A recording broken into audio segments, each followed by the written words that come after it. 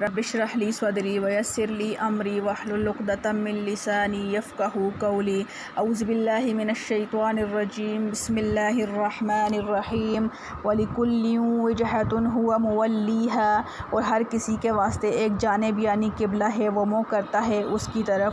فَاسْتَبِقُوا الْخَيْرَاتِ، سو تم سبقت کرو نیکیوں میں۔ أَيْنَمَا تَكُونُوا، جہاں کہیں تم ہوگے، يَأْتِ بِكُمُ اللَّهُ جَمِيعًا، کر لائے گا تم کو اکٹھا۔ ان اللہ علی کل شیء قدیر، بے شک اللہ ہر چیز کر سکتا ہے۔ ومن حیث خرجت فول وجہک شطر المسجد الحرام، اور جس جگہ سے تو نکلے سو منہ کر اپنا مسجد حرام کی طرف۔ وانہ للحق من ربک، اور بے شک یہی حق ہے تیرے رب کی طرف سے۔ وما اللہ بغافل عما تعملون، اور اللہ بے خبر نہیں تمہارے کاموں سے۔ ومن حیث خرجت فول وجہک شطر المسجد الحرام، اور جہاں سے تو نکلے منہ کر اپنا مسجد حرام کی طرف۔ وحیث ما کنتم فولوا وجوہکم شطرہ، اور جس جگہ تم ہوا کرو منہ کرو اسی کی طرف۔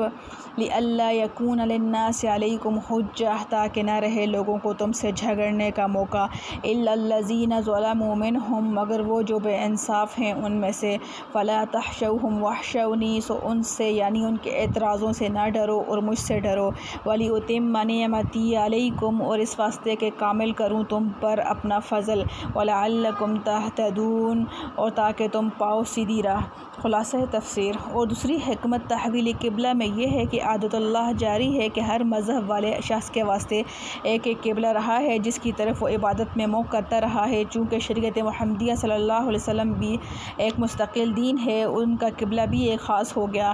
جب حکمت سب پر ظاہر ہو چکی تو سو مسلمانوں تم اب اس بحث کو چھوڑ کر اپنے دین کے نیک کاموں میں آگے بڑھنے کی کوشش کرو، کیونکہ ایک روز اپنے مالک سے سابقہ پڑھنا ہے۔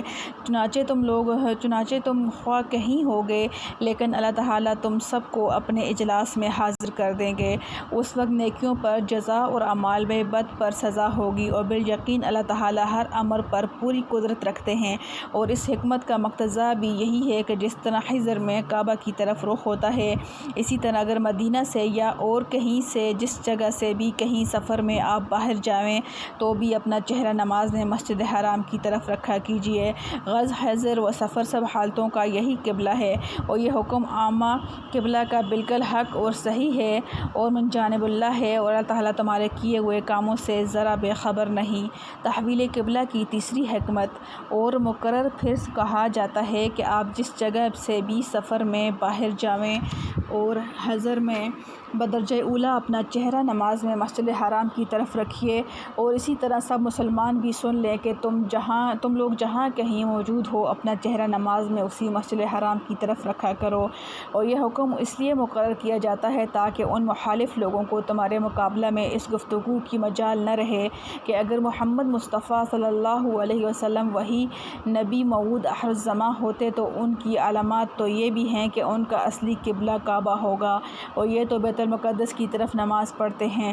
یہ تیسری حکمت ہے تحویل قبلہ کی۔ ہاں مگر ان میں جو بالکل ہی بے انصاف ہیں وہ اب بھی کٹ حجتی نکالیں گے کہ یہ کیسے نبی ہیں جو اتنے نبیوں کے خلاف کعبہ کی طرف نماز پڑھتے ہیں۔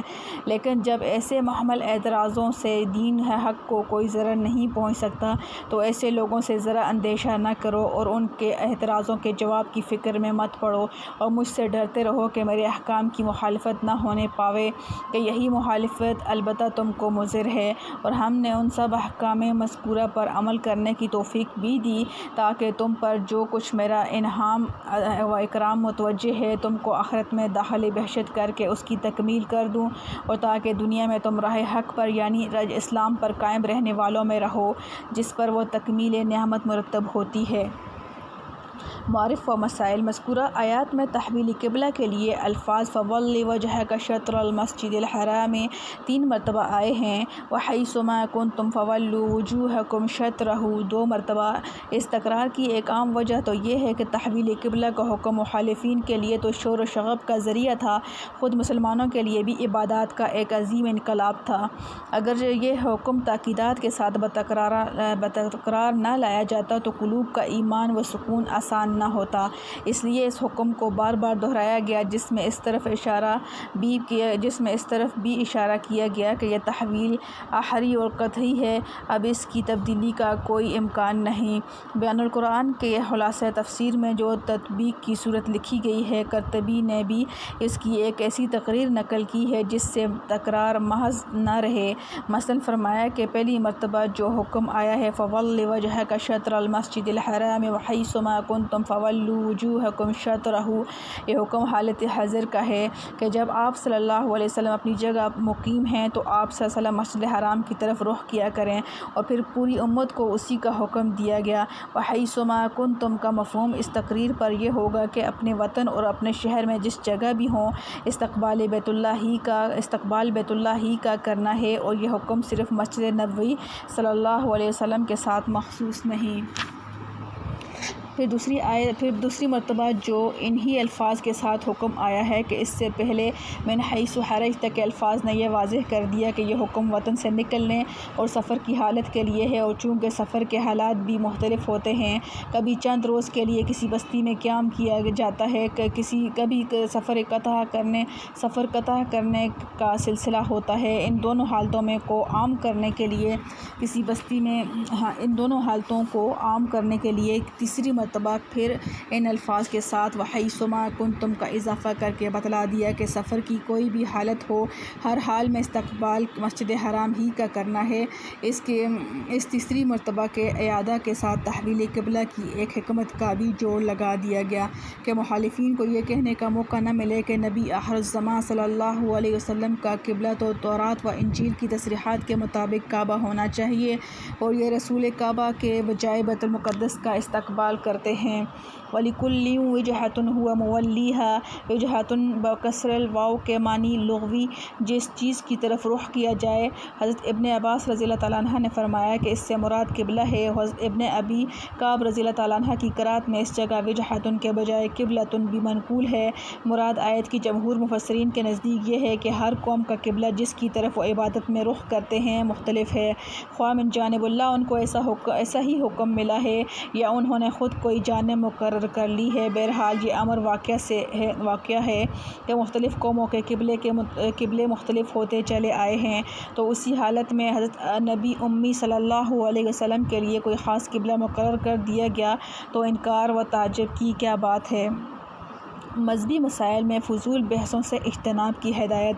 فاستبقوا الخیرات، اس سے پہلے جملہ میں یہ فرمایا گیا تھا کہ مختلف قوموں کے مختلف قبلے ہیں، کوئی ایک دوسرے کے قبلہ کو تسلیم نہیں کرتا، اس لیے اپنے قبلہ کے حق ہونے پر ان لوگوں سے بحث فضول ہے۔ اس جملے کا حاصل یہ ہے کہ جب یہ معلوم ہے کہ اس بحث سے ان لوگوں کو کوئی فائدہ نہیں پہنچے گا تو پھر اس فضول بحث کو چھوڑ کر اپنے اصلی کام میں لگ جانا چاہیے، اور وہ کام ہے نیک کاموں میں دوڑ دھوپ اور آگے بڑھنے کی کوشش، اور چونکہ فضول بحثوں میں وقت ضائع کرنا اور مسابقت الی الخیرات میں سستی کرنا عموماً آخرت سے غفلت کے سبب ہوتے ہیں۔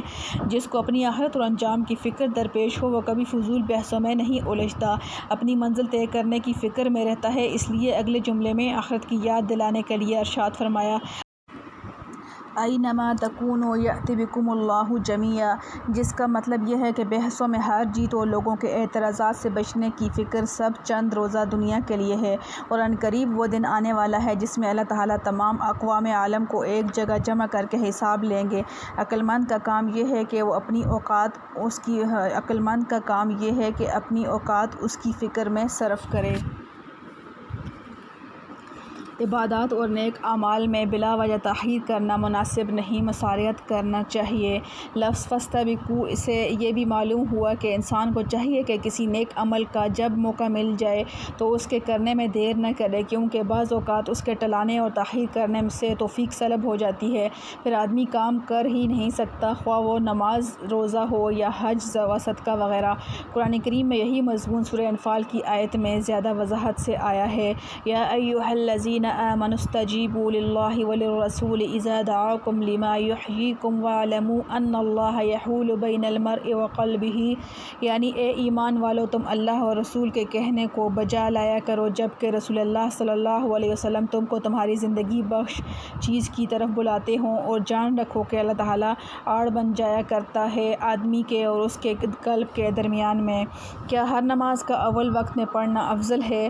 اس مسابقت فی الخیرات سے بعض فقہاء نے اس پر استدلال کیا ہے کہ ہر نماز کو اول وقت میں پڑھنا افضل ہے، اور وہ روایات حدیث اس کی تائید میں پیش کی ہیں جن میں اول وقت نماز ادا کرنے کی فضیلت آئی ہے۔ امام شافعی رحمۃ اللہ علیہ کا یہی مذہب ہے، مگر امام اعظم ابو حنیفہ و مالک رحمہ اللہ نے دوسری روایات میں حدیث کی بنا پر اس کے معاملے میں تفصیل کی ہے کہ جن نمازوں میں رسول اللہ صلی اللہ علیہ وسلم نے تاخیر کر کے پڑھنے کی تعلیم اپنے قول و عمل سے دی ہے، ان کا اول و افضل وقت ہی وہی ہے جو ان احادیث میں بیان ہوا ہے، باقی اپنی اصل پر اول وقت میں پڑھی جائیں۔